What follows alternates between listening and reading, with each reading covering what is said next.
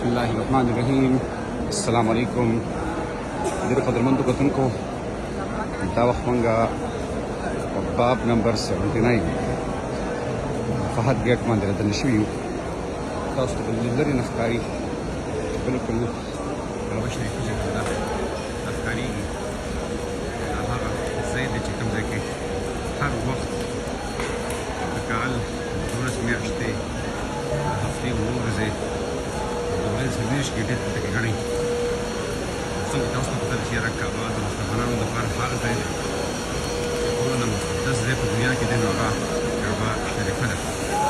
ځکه دلته کې هر وخت ګڼئ څنګه چې تاسو ګورئ دلته کې ډېر لوی تعداد کې خلک راځي، څوک ځي او صرف خلک دا کوشش کوي چې هغوی په مطاف کې دلته کې لکه طواف وکړی شي.